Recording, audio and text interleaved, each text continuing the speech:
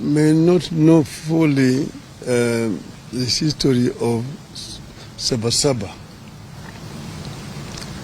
As you know that Kenya attained independence in 1963,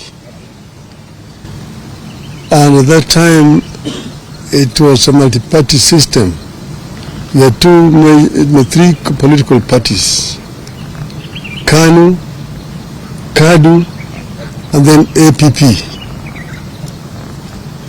But after a very short period of time, those two other opposition political parties, because KANU had won the elections and formed the government, and the two other parties were in the opposition, they were folded up and joined KANU. And KANU remained the only political party. However, in 1966, an opposition party was formed called the Kenya People's Union. This party survived for 3 years and it was banned by the government in 1969. And the leadership of the party were arrested and taken to political detention. From that time onwards, Kenya remained a de facto single party dictatorship from 1969 to 1982. 1982, when some of us wanted to form a political party, the regime then went to parliament and introduced a law to make the country a single party,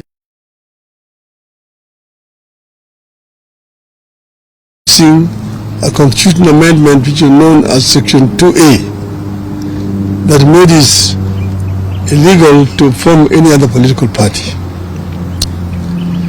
So from 1982, it remained literally a single party dictatorship. But that is the reason why in that same year there was a coup attempt which did not succeed. But before that, a number of Kenyans were arrested and taken to political detention. Most of them were lecturers at the University of Nairobi. Murkomen, people like Professor Katama Mukangi, Professor William Otunga, Dr. Professor Yugi Akongo, quite a number of university lecturers were arrested and detained, and the others, Koigo Amore, George Anyona, were taken to political detention. So this situation persisted. Some of us were arrested in that year, 1982, after the coup attempt, and taken to political detention. And we stayed there for 6 years. Then in 1988, KANU brought an amendment to his laws, saying that they were bringing what they called direct democracy, where there was a nomination process, where people were lining up behind the candidates. And then the returning officer would count the voters who had lined up behind the candidates. And whoever got the highest number of votes, if you got more than 50% in total, you are automatically declared a member of parliament without having to go to the ballot.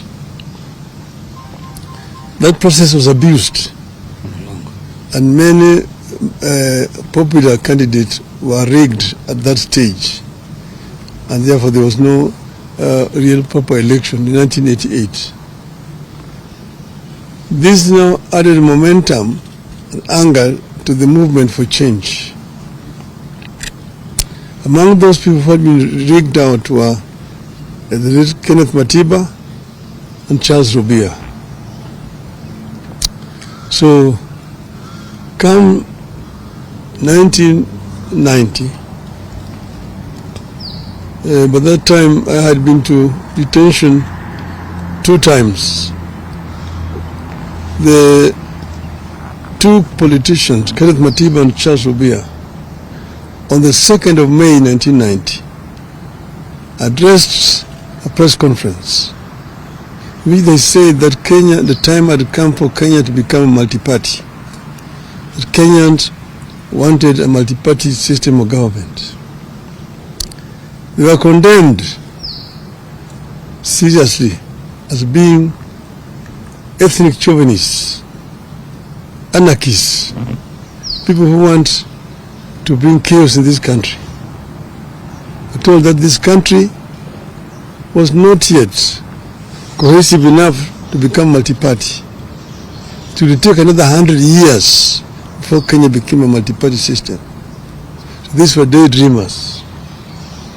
So the kind of machinery at that time set off now to demonize the 2 members of parliament, the 2 former members of parliament. And in the process, of course, a number of very inflammatory statements were made, even by some today politicians who are talking about democracy here. If you go into the archives, you see their names and what they said at that time. So in the process, Kenneth Matiba came to look for me to arrange for a meeting between him and Jaramogi Oginga Odinga, who is my father. I arranged the meeting, and then we met again. They met again with Mr. Rubia, Mr. Neko, and after lengthy deliberations, the decision was taken that they would be supported. At that same time, they sent the goons to Matiba's home the following day to attack his family. Matiba's wife was very badly wounded, Edith, and she was admitted to Nairobi Hospital where we went to see her.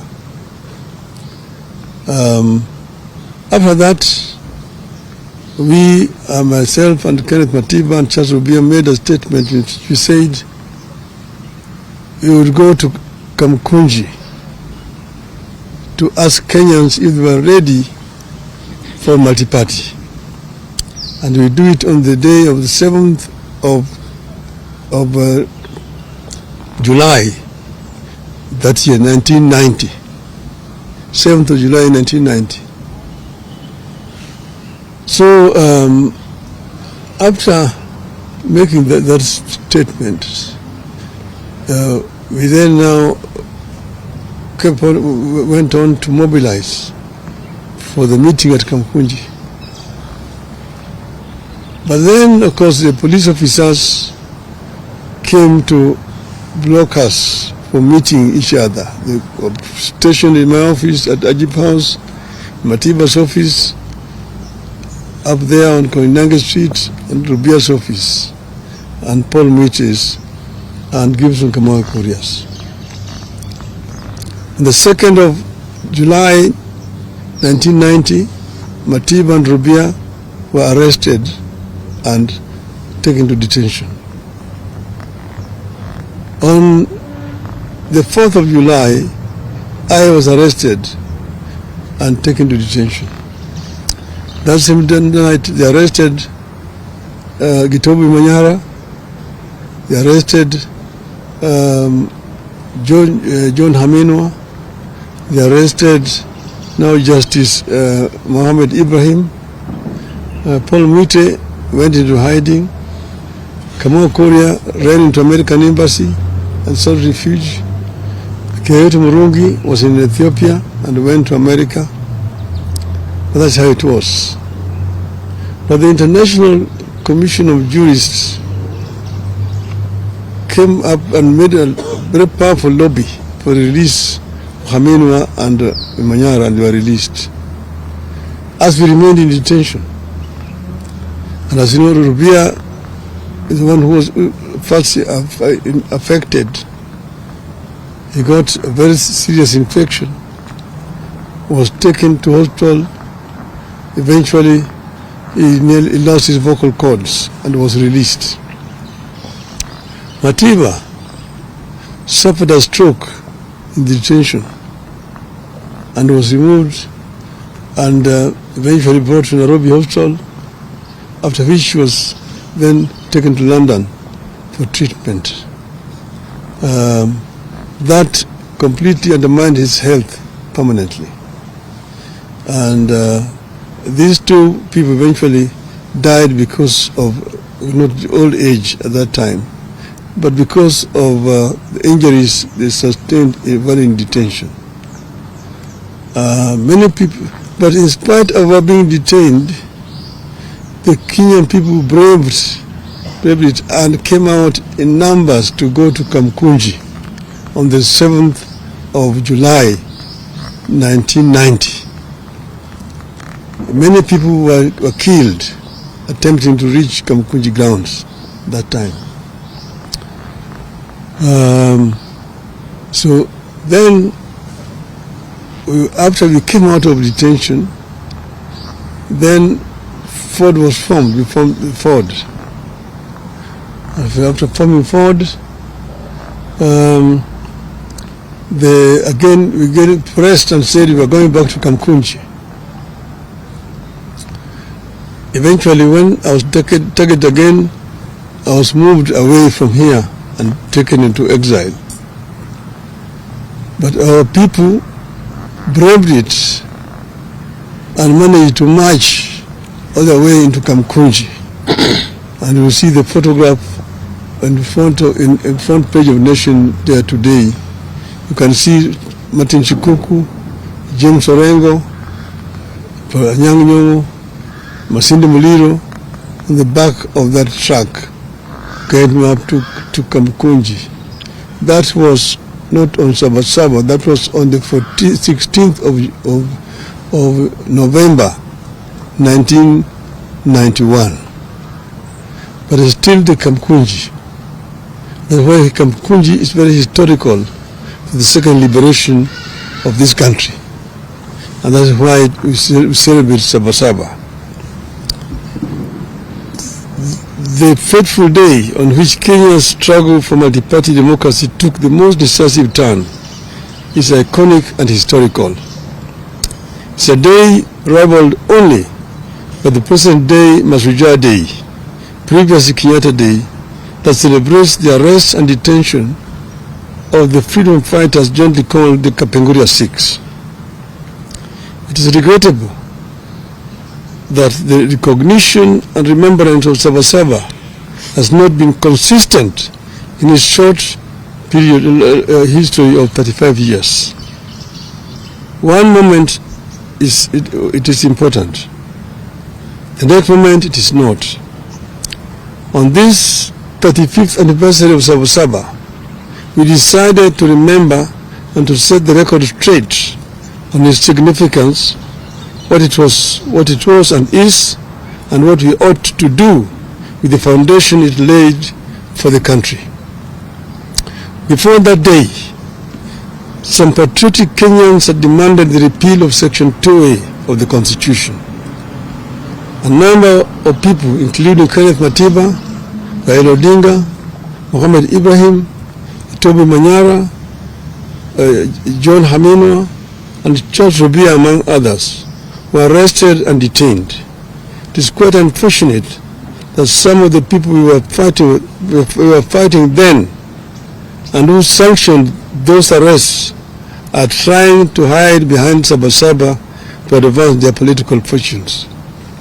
Some of them are alive today and now are masquerading as liberators.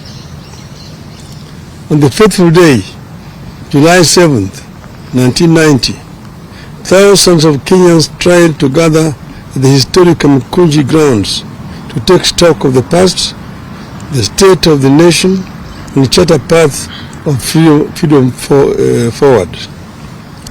We decided that Saba Saba would be a march for political freedom and liberty, freedom of association, freedom of movement, freedom of expression, and a new democratic constitution founded on multi-partyism.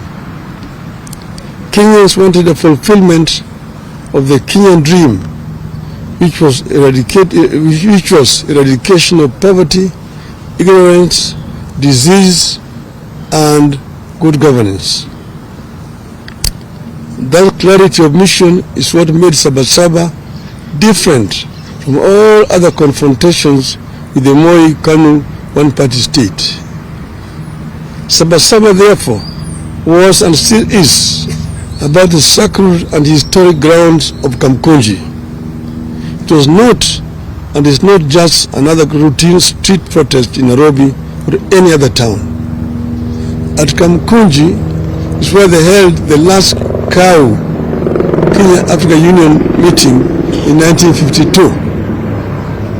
It is where Kanu's first rally was also held. It was also where the first Ford meeting was held after registration. Saba Saba had a singular purpose: to the repeal of Section 2A of the Constitution and allow multi-party democracy in Kenya. Saba Saba had clear and known national conveners: Kenneth Matiba, Charles Robia, and yours truly, Raila Odinga. It was what gave birth to a bigger and powerful forum for the restoration of democracy, Ford. Ford had a known nationally inclusive leadership: Jaramogi Oginga Odinga, Philip Gachoka, Ahmed Bangariz, Salim Damwe, Asinde Muliro, George Ndenge, Kenneth Matida, Charles Robia, among others. Saba Saba was inclusive, democratic, and intergenerational. The old, the young, people in and out of the government, professionals, academics, trade unionists, civil society, women groups, and religious groups. All of them found their voice in what it stood for: a people's struggle for good governance, freedom, and equal opportunity for all. It was not one group against the entire nation. It was not community against that community, or of this age against that age. The movement stood for a peaceful and constitutional change of guard. That is the reason it focused singularly on amendment and later on the overhaul of the Constitution. These features are what made Saba Saba succeed. A year after the march, on December 2nd, 1991, President Moi capitulated. Section 2A of the Constitution was removed. Multi-partyism was reinstated. We achieved our core aim, which was to return Kenya to multi-partyism. Today, we have more parties than one could imagine then. That single amendment paved the way for the complete overhaul of the Constitution and the birth in 2010 of a new Constitution that came with provisions for fundamental freedoms and liberties that our citizens enjoy today.